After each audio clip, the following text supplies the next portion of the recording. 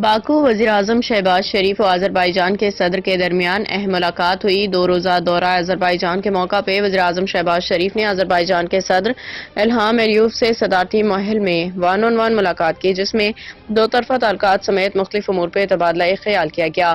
دوران ملاقات اقتصادی تعاون و تجارت کے فروغ سمیت دیگر امور بھی گفتگو ہوئی۔ قبل ازیں وزیراعظم شہباز شریف کا صدارتی محل پہنچنے پہ صدر الہام علیوف نے پرتپاک استقبال کیا۔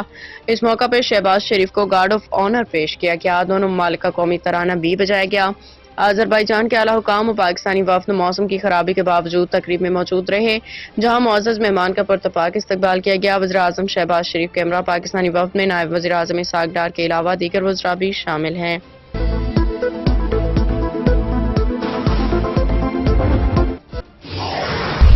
وفاقی وزراء کی پارلیمانی حاضری اور کارکردگی کا تفصیلی تجزیہ پیش کیا گیا ہے، جس میں وفاقی وزراء کی پارلیمنٹ میں شرکت، خطاب کے اوقات و قانون سازی کی کارکردگی کو اجاگر کیا گیا۔ رپورٹ کے مطابق وزیراعظم کے اہم وزراء کی پارلیمنٹ میں حاضری کی شرح محدود رہی، جس پہ سوالات اٹھائے گئے۔ رپورٹ میں بتایا گیا کہ وزیر قانون اعظم نذیر تارڑ نے 157 اجلاسوں میں 89 شرکت اور 17 گھنٹوں سے زائد پارلیمنٹ میں خطاب کیا۔ وزیر خارجہ خواجہ آصف نے 69 اجلاسوں میں 5.5 گھنٹے تک خطاب کیا، جبکہ وزیر خزانہ نے 35 اجلاس میں 4 گھنٹے خطاب کیا۔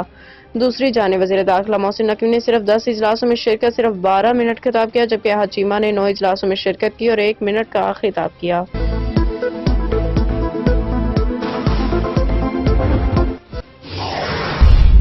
National disaster management authority (NDMA) نے نیشنل ایمرجنسی آپریشن سینٹر کے ذریعے آج سے 1 مارچ تک متوقع موسم کی صورتحال کے حوالے سے ایڈوائزری جاری کر دی۔ نیا موسمی سلسلہ ملک کے شمالی و مغربی علاقوں میں برفباری، گرج چمک اور اس کے ساتھ بارش، آندھی یا باری کا سبب بن سکتا ہے۔ ایڈوائزری میں کہا گیا کہ اسلام آباد، بالائی پنجاب، خطہ پوٹھوہار، وسطی جنوبی پنجاب، جنوبی مشرقی پنجاب میں موسلا دھار بارشیں، آندھی کے ساتھ برفباری یا باری متوقع ہے۔ موسلا دھار بارشوں کے باعث مختلف علاقوں میں سیلابی صورتحال بھی پیدا ہو سکتی ہے۔ بلوچستان کے مغربی، شمالی مغربی اور شمالی علاقے میں بھی بارش، آندھی، گرج چمک اور پہاڑی علاقوں میں برفباری کا امکان ہے۔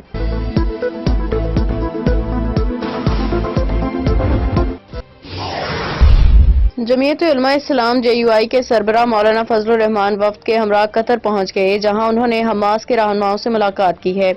JUI کے ترجمان کے مطابق ملاقات میں فلسطین کی تازہ ترین صورتحال پہ تفصیلی تبادلہ خیال ہوا۔ مولانا فضل الرحمان نے حماس رہنماؤں کو ہر ممکن تعاون کی یقین دہانی کروائی اور کہا کہ فلسطین ایک آزاد ریاست ہے اور اسرائیلی قبضے کی کسی صورت حمایت نہیں کی جا سکتی۔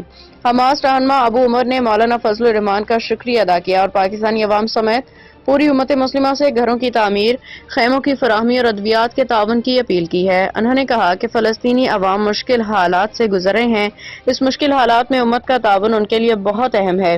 مولانا فضل الرحمان نے پاکستانی عوام سے کہا کہ وہ فلسطینیوں کے دکھ درد کو اپنا سمجھیں اور ان کی مدد کے لیے آگے بڑھیں۔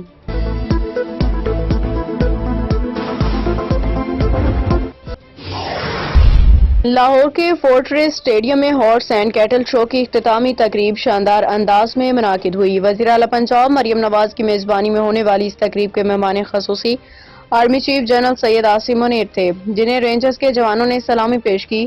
فورٹریس اسٹیڈیم لاہور میں ہونے والی ہارس اینڈ کیٹل شو کی اختتامی تقریب کا آغاز وزیر اعلیٰ پنجاب مریم نواز نے کیا، جس میں سینئر وزیر مریم اورنگزیب، وزیر ہاؤسنگ سوسائٹی بلال یاسین، وزیر بلدیات ذیشان رفیق اور وزیر قانون سے بھرت سمیت دیگر سینئر حکام کی شرکت۔ تقریب میں پنجاب کی ثقافت کو اجاگر کرنے کے لیے نیزہ بازی، گھڑ سواری، رقص اور کبڈی جیسے روایتی کھیلوں کا انعقاد۔